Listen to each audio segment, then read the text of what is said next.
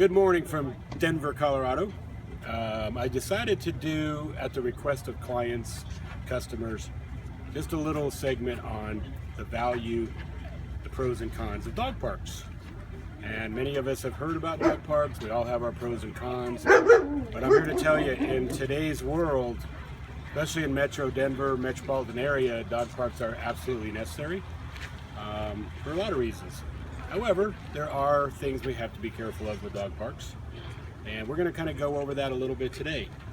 The way I look at dog parks is it's really no different than any other area where you're going to have high distractions and the potential to run into people, friends, animals, dogs, whatever the case may be. We're going to kind of go through the upside and the positive side of dog parks and what to look for.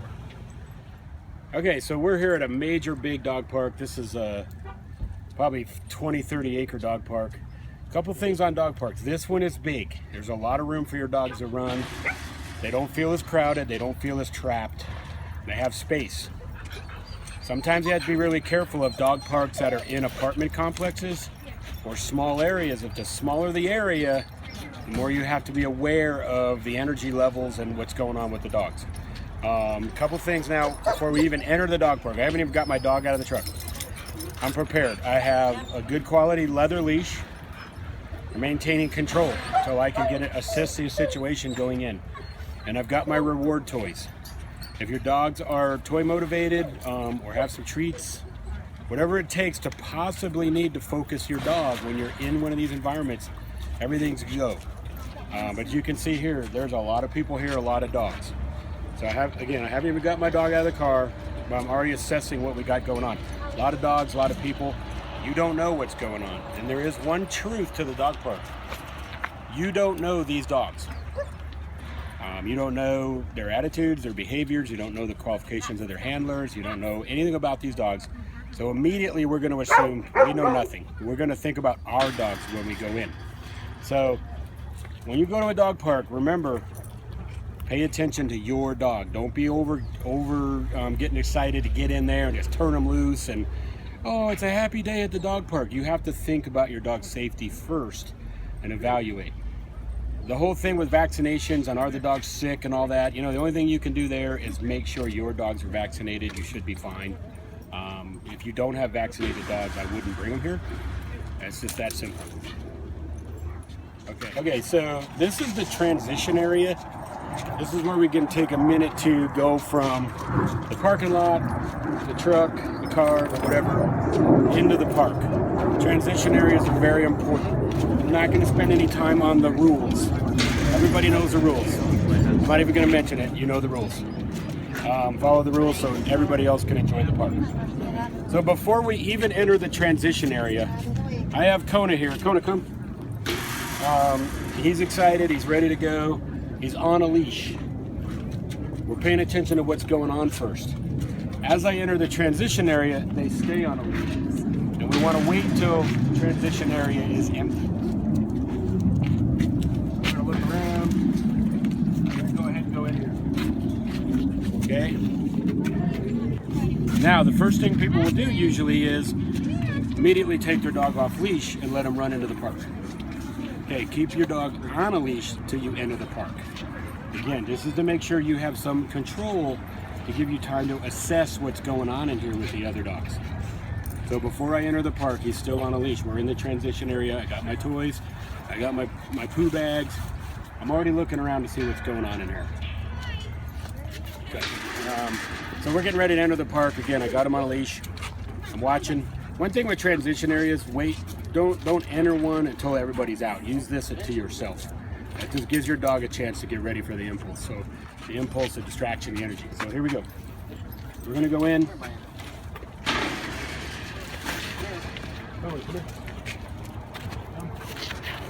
Come, sit. Okay, so we're gonna sit our dog for a minute. We're gonna give him a chance to look around. Once I can see that all these dogs are pretty well behaved and everything's looking good, then I can unclip my dog. Now, what I usually do is sit. I'm gonna just transition him into the off-leash environment here. And I'm gonna ask him to post or place. You can do this on a park bench, a rock, whatever. I want to get him off the leash and starting getting used to the environment. Kona, place, place, sit, sit. Right, so I just put him up on a place. I want him to get used to looking around. You can see how Kona's just looking around. He's all excited, but we're holding control. We're holding his impulse to start dealing with the distraction. Good. Okay, so we've gotten through the transition area. We're under control. I don't have any aggressive dogs. I don't have anything crazy going on. Fairly safe. Now, real quick, I'm going to talk about, before I give him a release command, in a dog park, your best defense against aggressive dogs is an offense. So structural obedience training is the best tool.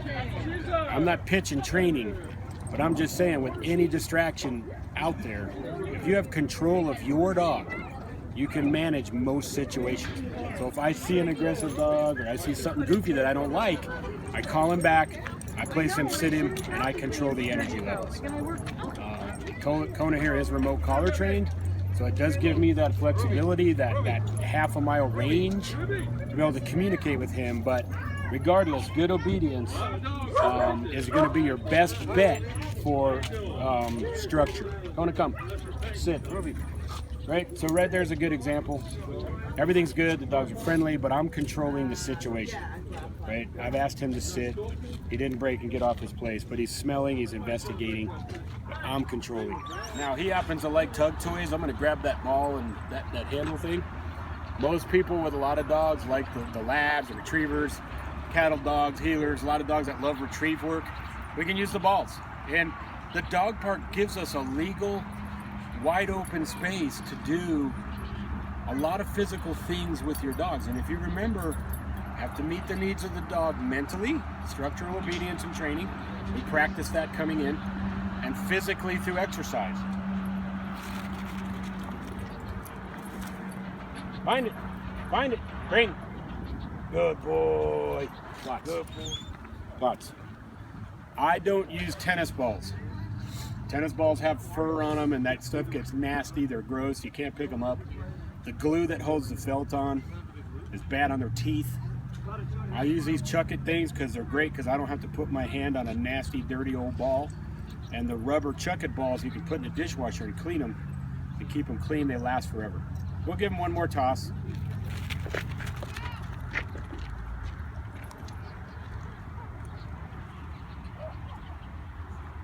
Let's go.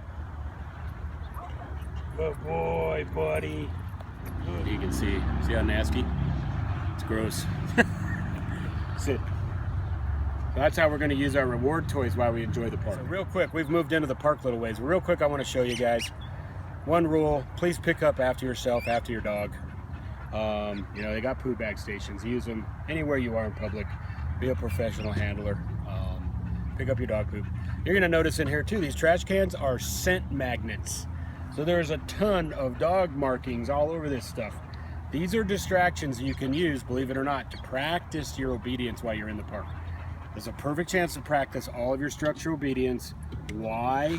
The dogs get to release their physical energy. So take it as an opportunity to use the park with a purpose. Okay, so we're just practicing some time and distance with distractions. So you'll look back up here 40, 50 yards or so, you'll see Kona. The trash guy's coming in to empty the trash. Lots! The other dogs, and we're just using this as an opportunity to create more control with the dogs. So we're gonna call Kona here and let him run. Let's go, buddy! Good boy, sit! Great, and I can bring him into some obedience and structure. This is what gives me that control in a park. I'm on the offensive. You can even see here we got a little dog coming in, a couple dogs coming in to say hi to Cone. But there's nothing going on. There's no shenanigans because we're controlling the energy of the dog.